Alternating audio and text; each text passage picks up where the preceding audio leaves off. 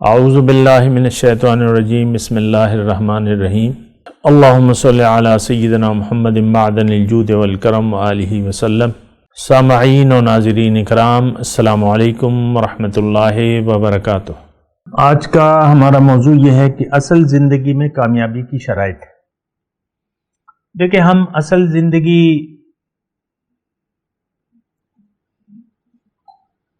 زندگی جو ہے ہم دنیا کی زندگی کو قرار دیتے ہیں، لہٰذا میرا جو موضوع ہے وہ ہو سکتا ہے کچھ لوگوں کو عجیب لگے۔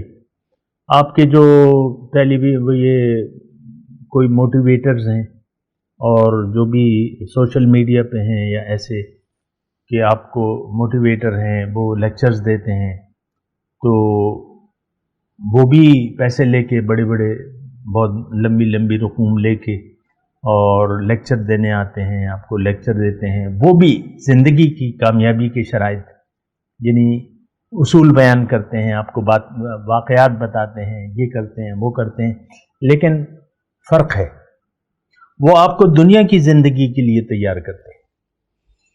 ٹھیک ہے، قرآن اور حدیث بتاتے ہوں گے، وہ میرا اس سے انکار نہیں ہے، لیکن وہ حدیث اور قرآن اور جو اچھے واقعات ہیں وہ صرف دنیا ہی کی زندگی تک محدود ہیں، اور میں جو اصل زندگی کی بات کر رہا ہوں وہ ہماری روحانی زندگی ہے، اور وہ اصل زندگی تو ہم دنیا میں بھی حاصل کر سکتے ہیں، اور انسان اگر اپنے تخلیق پر غور کرے اور اللہ تعالیٰ کی باتوں پر دھیان دے اور اللہ کی بتائی ہوئی طریقے کے مطابق زندگی گزارے، تو اس کی اصل زندگی کا آغاز دنیا میں ہو جاتا ہے، اور پھر یہ ایک تسلسل ہے جو رہتا ہے، پھر اس کی موت نہیں ہوتی۔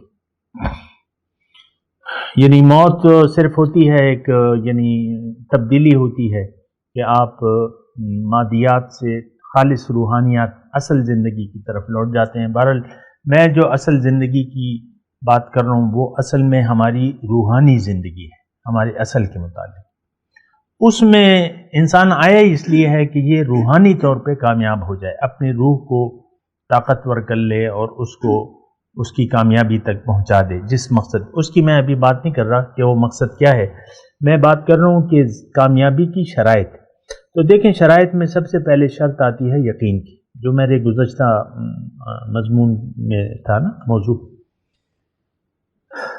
یقین جب تک آپ کا پیدا نہیں ہوگا تو آپ بار آپ کو نیند کی جھونٹے آتے رہیں گے، جو بھی مضمون بیان ہو رہا ہے آپ کو توجہ نہیں ہوگی، آپ کو وہ اس سے آپ کی توجہ ہٹ جاتی ہوگی۔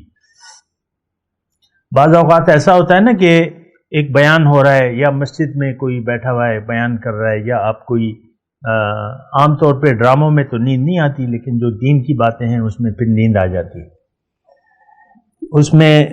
خیر، تو وہ ایسا ہوتا ہے کہ انسان جو ہے نیند کا غلبہ ہوتا ہے تو وہ نیند کے جھوٹے لیتا ہے، بیٹھے ہوتا ہے۔ اسکول میں آپ دیکھیں بچے جو صبح اٹھتے ہیں تو وہ بعض اوقات کلاس میں سو جاتے ہیں،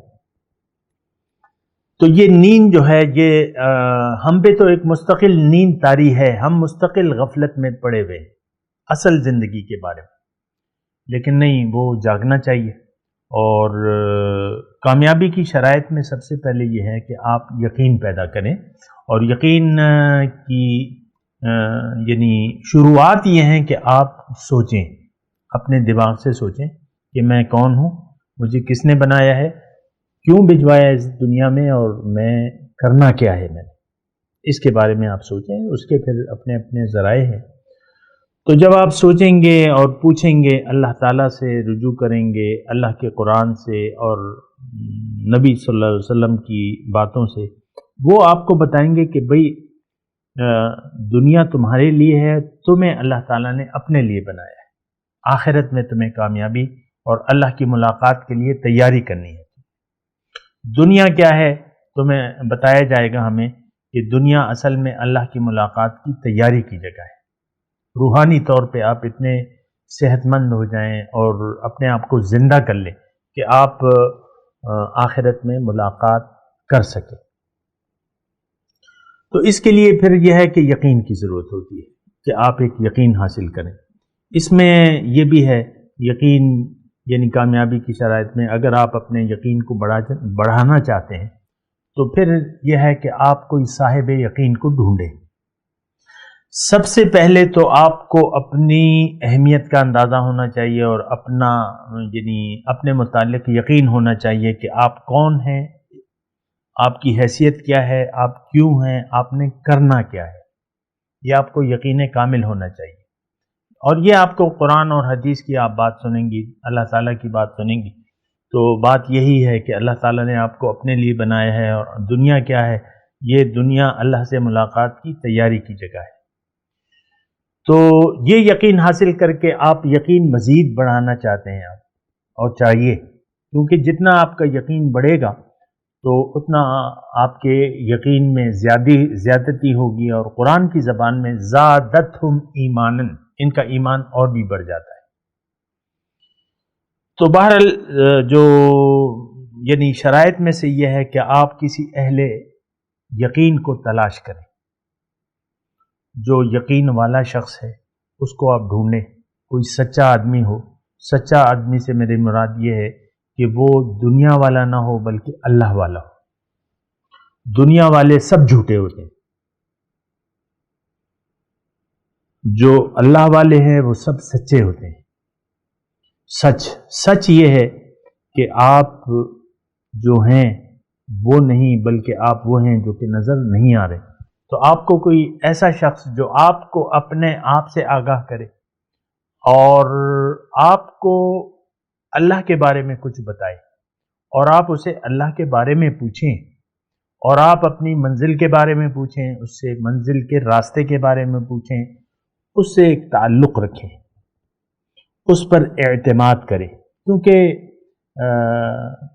صحبت کا لفظ آیا ہے قرآن پاک میں کہ اے ایمان والو اللہ کا تقوی اختیار کر لو اور سچے لوگوں کی معیت اختیار کر لو، سچے لوگوں کے ساتھ ہو جاؤ.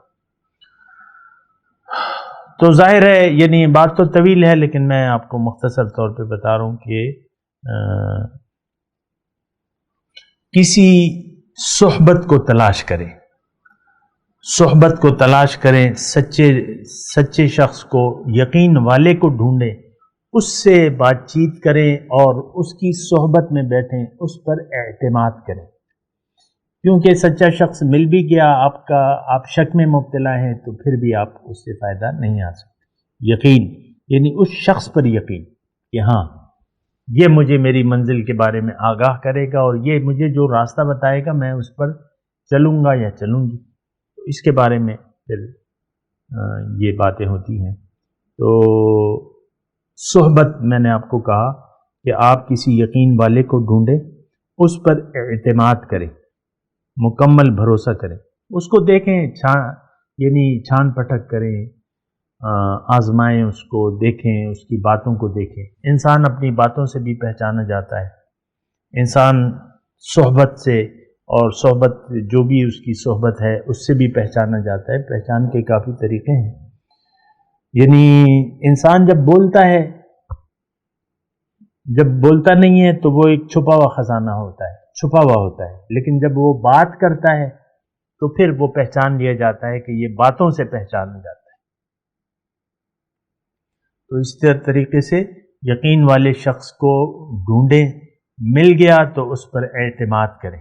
پہلے مطلب خوب اچھی طرح معلومات کر لیں، کوئی بھی ہو، دنیا میں ہیں بہت سے لوگ ہیں، تو اس سے رابطہ اپنے مقصد میں کامیابی کے لیے. کیونکہ آج کا جو موضوع ہے کہ اصل زندگی میں کامیابی کی شرائط، تو شرائط میں ایک شرط یہ بھی ہے کہ اہل یقین کو ڈھونڈیں آپ اور سچے شخص کو تلاش کریں، اس کے ساتھ رہیں، یعنی اس کی صحبت اختیار کریں جیسی بھی ہو. اس میں مطلب ضروری نہیں ہے کہ انسان یعنی جسمانی فزیکلی اس کے قریب ہو، لیکن ایک شخص پر اعتماد ہو تو وہ اگر دور بھی ہو لیکن آپ کا اس پہ یقین ہو تو آپ کو یقین کے یعنی اضافہ ہوتا رہے گا. جیسے کہ مثال کے طور پہ اب ایسے قرنی تھے، وہ حضور صلی اللہ علیہ وسلم کے دور میں تھے اور یمن میں تھے، اور حضور صلی اللہ علیہ وسلم سے ملاقات نہیں ہو سکی کسی بھی وجہ سے. صحابی کا درجہ نہیں تھا، وہ تابعی تھے. ایک دفعہ آئے تھے مدینے ملاقات کے لیے، ان کی ایک ماں تھیں، لیکن وہ ملاقات نہیں ہو سکی.